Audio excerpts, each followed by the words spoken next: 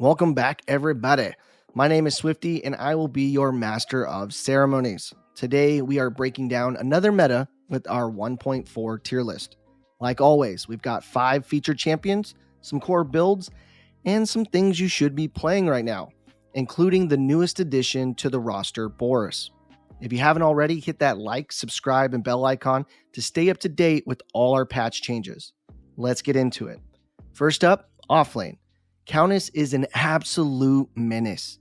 She's in a bajillion roles and for good reason. If you're not banning her, you've probably already seen what she could do. She's sitting at an average 57% win rate, one of the highest in the role. She's got self-sustain, burst damage, and one of the best scaling kits in the game. For her core build, I want you to grab Orb of Growth for insane scaling, Tainted Scepter, Lifebinder, and Overseer. Moving on to the top picks in the solo lane, we have to include Aurora. She's kind of rocking a pretty high average win rate, being 58%. She's bringing insane CC and a bunch of sustain. She is absolutely awesome. Next, you got Grux, who's rocking an average of 54%, who's a solid all-around bruiser. Who would have known that even when you make changes to the guy, he's going to last through the next patch? Meanwhile, champions to avoid include Greystone, 41% win rate, and Sevrog, 38% win rate. With the new changes, they seem to be struggling right now due to the shift in tempo from all the patch, so I would keep your eyes out and kind of see how other people continue to progress as they start to navigate their new kits. Next up, we have the champion Rampage in the jungle, sitting at a 60% average win rate, the highest of any jungler. His tankiness, healing, and easy to land CC make him one of the safest jungle picks of all skill levels. Rampage is another ban-worthy champion, so if you get a chance to pick him, secure first pick and pick away. For his build, double down on tankiness to take advantage of how games are progressing. So Overlord, Aegis of Agawar, Tainted Guard, as well as Void Helm. Look to counter enemy sustain and maximize your healing.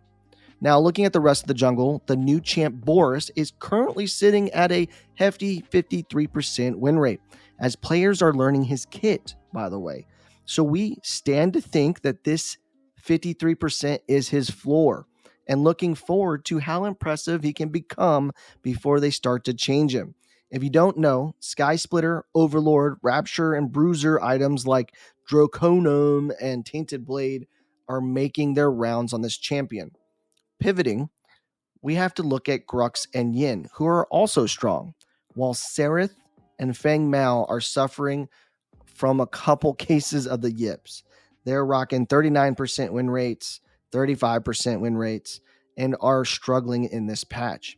We believe it's because of the trend to lose their identity the longer the match goes on. Rotating into the mid lane, we have a skill check shout out. Wraith is making a huge comeback.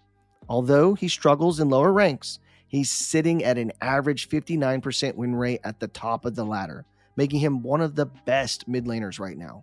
His poke, mobility, vision control make him a nightmare to deal with, but there's a catch. You need the skill to pull them off.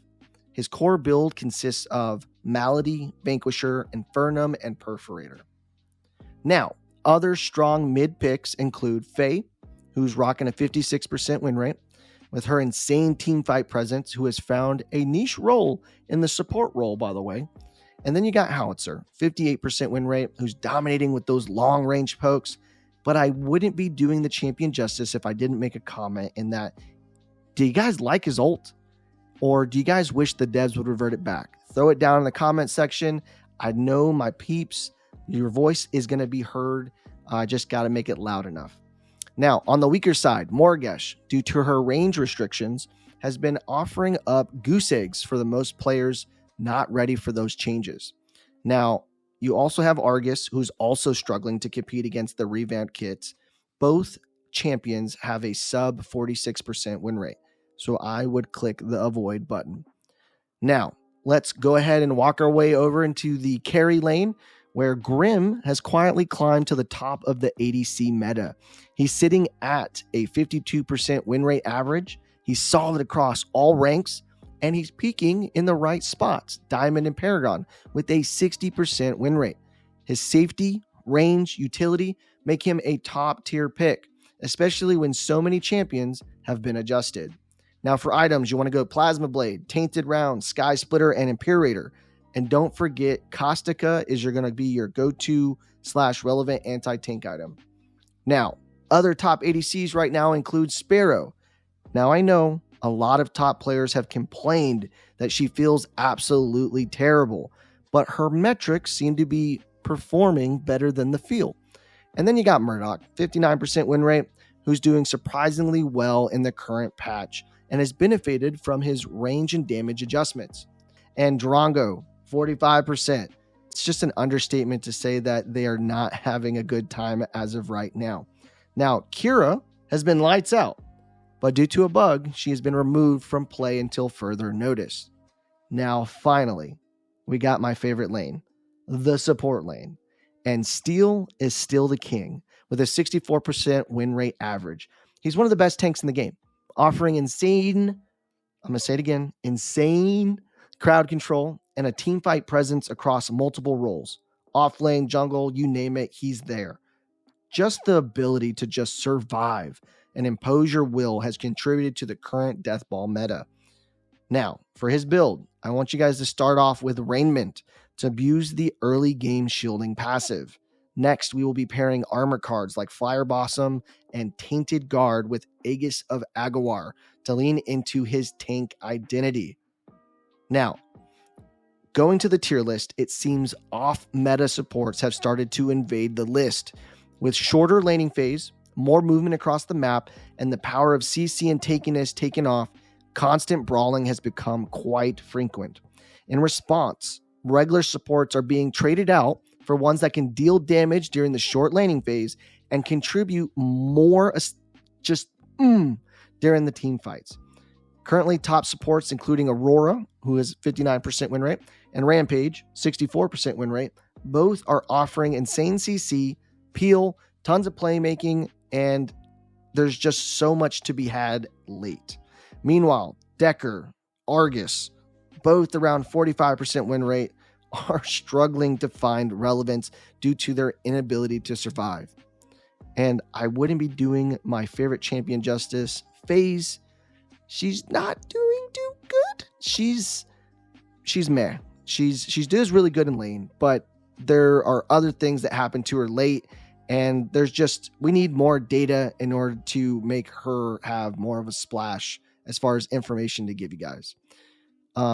But with that being said, that wraps up our predecessor tier list for this patch. If you're really looking to climb, stick to the S tier picks in your 2 roles for the best results. What do you guys think about Boris so far? Is he strong, or does he need more buffs?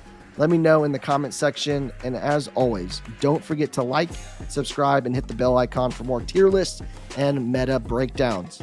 And until next time, be blessed, be positive, and be safe. Peace.